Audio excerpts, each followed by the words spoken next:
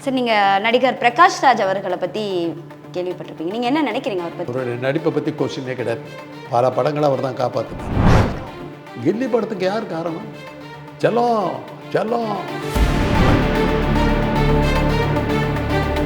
இப்போ அவருக்கு பார்த்தீங்கன்னா விடுதலை சிறுத்தைகள் கட்சி சார்பாக வந்து அம்பேத்கர் சுடர் விருது வழங்கப்படுறதா அறிவிக்கப்பட்டிருக்கு சார். அது அவங்க கட்சி அவங்க ஆசைப்பட்டு கொடுக்குறாங்க. அதை நான் யார் தடுக்கிறதுக்கு? 500 கோடி ரூபாய் அவர் நிவாரண நிதி கேட்குது கேரளா அரசாங்கம். காசு இல்லை. மோடி முகாம் சொல்கிறார்.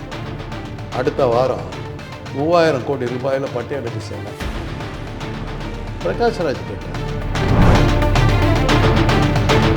சேரிகளில் பிஜேபி இல்லை.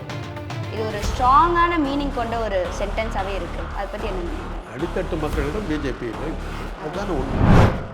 என்னை பொறுத்தவரை ஒரு ரஞ்சித் ஒரு அற்புதமான அவங்க வாழ்க்கையில் இருக்கிற சந்தோஷம். அவங்களுக்காக நீ இல்லை. அந்த ரத்தத்தை உறிஞ்சி மூட்டை பூச்சியாக உறிஞ்சி கொடுத்துக்கிட்டு நிற்கிற அந்த அம்பானி அதானிக்கு தான் நீ இருக்கிறங்கிறத அவர் சொல்கிறார். பொருளாதாரத்தில் அடித்தட்டு மக்களாக இருக்கிறவங்களுக்கு பிஜேபி இல்லை கிடையாது. Okay sir. அப்போ வந்து பிஜேபி எந்த இடத்துல இருக்கும்? கோடிச்சோரர்கிட்ட.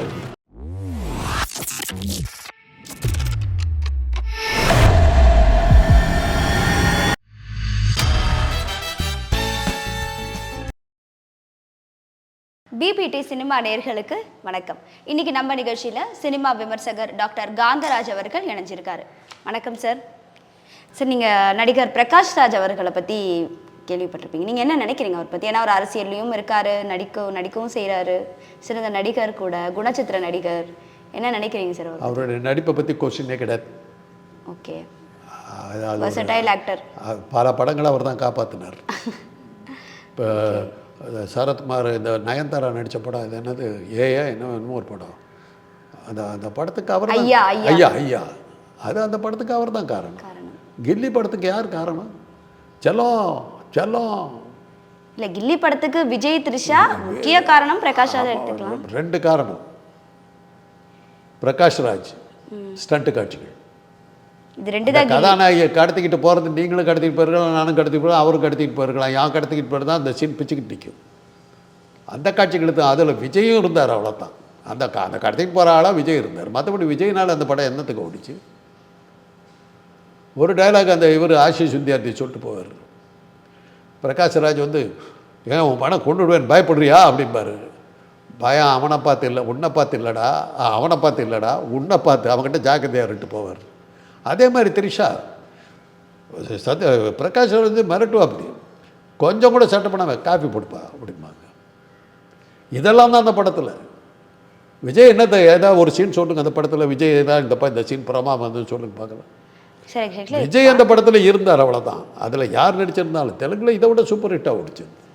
அது வேறு, விஜய்க்கு அது ஒரு பேர் கொடுத்த படங்கிறதுல சந்தேகம் கிடையாது. அது முக்கியம். பிரகாஷ் ராஜினால தான் அந்த ஐயா படம், இதெல்லாம் பல படங்கள். ஆனால் இப்போ அவருக்கு பார்த்தீங்கன்னா விடுதலை சிறுத்தைகள் கட்சி சார்பாக வந்து அம்பேத்கர் சுடர் விருது வழங்கப்படுறதா அறிவிக்கப்பட்டிருக்கு சார். பற்றி என்ன நினைக்கிறீங்க? கொடுக்கலாம். அது அவங்க கட்சி அவங்க ஆசைப்பட்டு கொடுக்குறாங்க. அதை நான் யார் தடுக்கிறதுக்கு? தடுக்கிறதுக்கு இல்லை சார், நிறைய பேர் இருக்கிறாங்க. இப்போ பிரகாஷ் ராஜ் அவர் சில விஷயங்கள் சொன்னார்மா. Okay sir. ஒரு டயலாக் தான் என்னால் என்றைக்குமே மறக்க முடியாத ஒரு டயலாக். கேரளாவிலே வெள்ளம், அப்படியே கட்டடங்கள்லாம் இடிஞ்சு உளுந்துக்கிட்டு இருக்குது, மக்கள் செத்துக்கிட்டு இருக்காங்க. 500 கோடி ரூபாய் நிவாரண நிதி கேட்குது கேரளா அரசாங்கம். காசு இல்லை. மோடி முகாம் சொல்கிறார். நிர்மலா சீதாராமன் சொல்கிறாங்க எங்ககிட்ட பணமே இல்லை.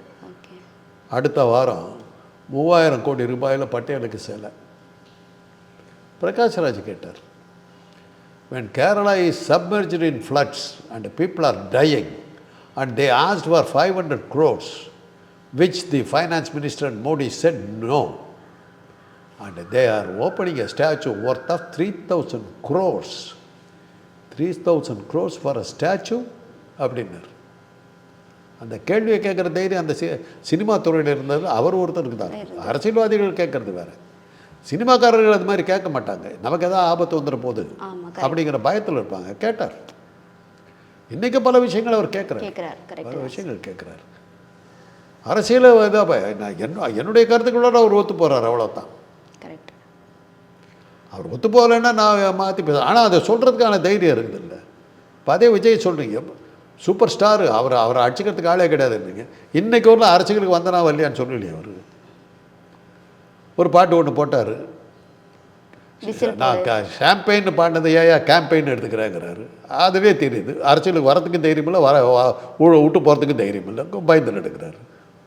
அப்படிப்பட்ட ஒரு சினிமா துறையை சேர்ந்த ஒரு ஊரில் ஒரு பெரிய சூப்பர் நடிகர் உலகத்தை அடிச்சிக்க முடியாதுன்னு சொல்கிற ஒரு ஆள் நடிகை இப்படி இல்லாமல் அப்படி இல்லாமல் வளவளா கொலகொலா பேசிக்கிட்டு இருக்கிற நேரத்தில் திட்டவட்டமாக ஒரு ஆளுங்கட்சி ஏற்று பேசுகிறாருனாக்கா அதுக்கு சாமர்த்தியம். கரெக்டு தான் சார். இயக்குனர் ரஞ்சித் அவர்களை பற்றி கேள்விப்பட்டிருப்பீங்க, கரெக்டாக? அவர் கபாலி இந்த மாதிரி நிறைய படங்கள் எடுத்து பொறுத்தவரை அவர் சார்பேட்டா. ஓ சூப்பர் சார், நல்ல செம்மையான படம் அது ஆக்சுவலாக. அண்ட் அவர் இப்போ பார்த்தீங்கன்னா ஒரு விஷயத்தை பேசினார், அதாவது ஒரு பிரச்சாரம்னு வச்சுக்கோங்களேன்.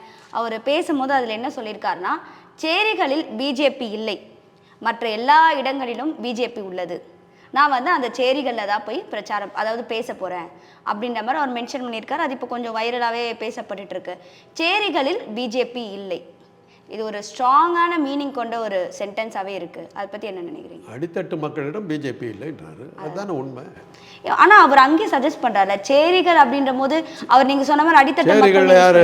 கோடீஸ்வரர்களாக இருப்பாங்க, அன்றாட காட்சி, கூலி வேலை பார்க்குறவங்க, உடல் உழைப்பை நம்பி வாழ்கிறவங்க, சின்ன சின்ன தொழில்கள் செய்கிறவங்க, அவங்க தான் மக்கள். அந்த மக்கள் தான் அவங்க தானே இன்றைக்கி இந்திய நாடு. ஆமாம், அவங்கக்கிட்ட நீ இல்லைங்கிறாரு. நீ யாருக்கிட்ட இருக்கிற? அம்பானிக்கிட்ட இருக்கிற, அதானிக்கிட்ட இருக்கிற. நீ அந்த அந்த அவங்க குடியிருக்கிற ரோடு பக்கம் நம்மளால் போக முடியுமா? அவ்வளோ என்ன மோடி இருக்கிற வீட்டுக்கிட்ட யாரோ போக முடியுமா? அதுக்கு முன்னாடி இருந்த பிரதமர்கள்லாம் அந்த வீடு திறந்து கிடந்தது. மோடி வந்ததுக்கப்புறம் அந்த ரோடு பக்கமே போக முடியலையே. உண்மைதான். அதை தான் அவர் சொல்லியிருக்கிறாரு. பிஜேபிங்கிறது அடித்தட்டு மக்களுக்கு அவங்களுக்கு சம்பந்தம் இல்லை, அது மேல்தட்டு மக்களுக்காக இருக்குது. அதை நான் ஏற்றுக்க மாட்டேன். அவங்க மேல்தட்டு மக்கள் இல்லை, பொருளாதாரத்தில் வசதியானவர்கள், அவ்வளோதான். ஓகே, அந்த மாதிரி பொருளாதாரத்தில் ஒருத்தர் வசதியாக இருக்கிறான்னும் போது அந்த பொருளாதார வசதி அவனுக்கு எப்படி வந்தது, நேர்மையாக வந்ததா என்னங்கிறத பார்க்கணும். சரி, அப்போ கீழ்த்தட்டு மக்கள், அதான் நீங்க சொன்ன மாதிரி அடித்தட்டு மக்களுக்கு, பொருளாதாரத்தில் அடித்தட்டு மக்கள், பொருளாதாரத்தில் அடித்தட்டு மக்களா இருக்கிறவங்களுக்கு பிஜேபி இல்லை, கிடையாது. Okay sir. அப்போ பிஜேபி எந்த இடத்துல இருக்கும்? கோடீஸ்வரர்கிட்ட இருக்குது. அதை நான் தப்பு சொல்ல மாட்டேன். எவன் ஜெயிச்சாலும் கடைசியில் அவனுங்கிட்ட தான் வேலை பார்க்க போகிறான். கரெக்டு. இப்போ பணக்காரர்கள் அரசியலுக்கு ஏன் வர்றதில்ல? நீங்கள் நினைக்கிறேன், நானும் நிற்கிறேன். எலெக்ஷனில் யார் ஜெயிக்கிறாங்களோ, இப்போ நீங்கள் ஜெயிச்சிங்கன்னா உங்களை வேலைக்கு வாங்கிக்க போகிறாங்க. இன்னும் நான் ஜெயிச்சா நான் என்ன வேலைக்கு வாங்கிக்க போகிறாங்க. நான் அப்புறம் உழைக்கிறது போகிற அவங்களுக்கு தான் உழைக்க போகிறேன். ஓட்டு போடுறவர்கள் தாங்க நான். ஓட்டு போட்டதுக்கப்புறம் அம்பானிக்கு அதை இன்றைக்கி தான் வேலை பார்க்க போகிறீங்க. ஆனால் தொடர்ந்து ரஞ்சித் அவர்களும் சரி, மாரி செல்வராஜ் அவர்களும் சரி, இந்த மாதிரி ஜாதி ரீதியான, அதாவது மக்களுக்கு தேவையான கருத்துள்ள படமாக தான் எடுத்துகிட்டு இருக்காங்க.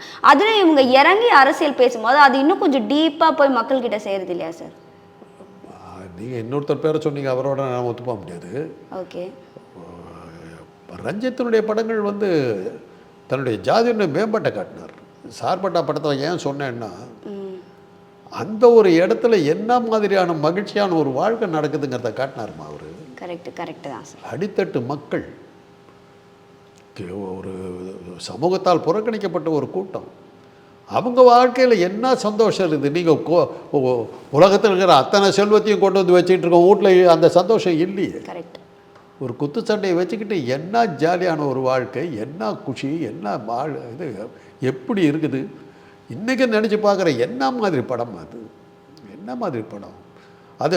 நான் என்ன அந்த இடத்துல நான் அந்த ஸ்டான்லி மருத்துவக் கல்லூரியில் படித்து அதை சுற்றி தான் அந்த கதை நடக்கிற மாதிரி காட்டினாங்க. பல இடங்களில் எனக்கு அப்படியே அங்கேயே போயிட்டேன் நான். மின்ட்டு ஜங்ஷனும் அந்த மணிக்கூண்டையும் கிருஷ்ணா தியேட்டரையும் அப்படியே பார்க்கும்போது அந்த அந்த குத்து சண்டை நடக்கிறது கூட்டத்தையெல்லாம் காட்டும்போது ஆக்ஷன் அந்த அந்த கூட்டமாக உட்காந்துருக்கு, ஒவ்வொருத்தங்கிட்டும் ஒரு வித்தியாசத்தை காட்டினவர். அந்த அளவுக்கு ஒரு கலைத்திறமை படைத்தவர். எந்த ஜாதியும் கேவலப்படுத்தாமல், இந்த ஜாதியினால தான் நான் அழிஞ்சேன்லாம் சொல்லாமல் எங்களுடைய வாழ்க்கை ஒன்று பிரமாதமாக இருந்ததுன்னு காட்டினவர். அந்த வகையில் ரஞ்சித் ஒரு சிறந்த இயக்குனர் தான், அற்புதமான இயக்குனர். அவருடைய படைப்புகளும் எல்லாமே மெட்ராஸாக இருக்கட்டும், இது மாதிரி நிறைய படங்கள் வட சென்னை அவ்வளோ அற்புதமாக காட்டாருமா. அது அது அந்த வட சென்னை படத்தை தான் திருப்பி காலான்னு ஒரு ரஜினிகாந்தை வச்சு எடுத்தாங்க. கபாலி காலா. இல்லை, அது காலா படத்தில் வந்து வட சென்னையை மாற்றி கோலாலம்பூர் மாற்றிவிட்டாங்க. மற்றபடி கதை ஒன்று தான். புரியுது புரியுது சார். என்னத்தை எடுத்தாங்க, அதை விட்டுருக்க, அந்த வகையே வேணாம். எனக்கு ரஞ்சித் மேலே இருக்கிற காதலே அதுதான். அவர் சூப்பர். அசல் வாழ்க்கையை அப்படியே காட்டினார். ஒரு சாமானிய மனிதனோட வாழ்க்கையை அப்படியே தத்ரூபமா காட்டக்கூடிய அப்படி பேசிக்கிட்டு அந்த ரிங்க அருங்க ரோசஸ் அப்படின்னு சொல்லிட்டு இதெல்லாம் ஆடும்போது அவங்க வாழ்க்கையில் இருக்கிற அந்த சந்தோஷம், கரெக்ட் தான். அந்த மனைவியோட ஜாலியாக சுற்றிக்கிட்டு இருக்கிறது, என்ன மாதிரி படம். எங்கள் வாழ்க்கையில் எவ்வளவோ சந்தோஷங்கள் இருக்குது. ஒவ்வொரு சின்ன அசைவிலும் எங்ககிட்ட சந்தோஷம் இருக்குது. எங்களுக்கு காசு தேவையில்லைன்னு காட்டின படம் அது. கரெக்ட் தான் சார். அவர் பெரிய, என்னை பொறுத்தவரை ஒரு ரஞ்சித் ஒரு அற்புதமான இயக்குனர். அதில் எந்த சந்தேகமும் கிடையாது. அவர் அதை சொல்கிறாருனாக்கா உண்மையை சொல்கிறார். சேரிங்கிறது வந்து அடித்தட்டு மக்கள், அதாவது பொருளாதாரத்தில் அடித்தட்டில் இருக்கிறவர்கள், உழைப்பாளிகள், ரத்தத்தை வியர்வையை வந்து ரத்தத்தை வந்து வியர்வையாக சிந்துறவங்க. அவங்க இல்லைன்னா நம்ம இல்லை. அந்த மாதிரி ஆட்கள் அவங்க வாழ்க்கையில் இருக்கிற சந்தோஷம். அவங்களுக்காக நீ இல்லை, அந்த ரத்தத்தை உறிஞ்சி மூட்டை பூச்சியாக உறிஞ்சி கொடுத்துக்கிட்டு நிற்கிற அந்த அம்பானி அதானிக்கு தான் நீ இருக்கிறங்கிறத அவர் சொல்கிறார். சார், இன்னைக்கு நம்ம நிகழ்ச்சியில் கலந்துக்கிட்டு சினிமா சார்ந்த நிறைய விஷயங்களை பகிர்ந்துக்கிட்டீங்க. நன்றி சார்.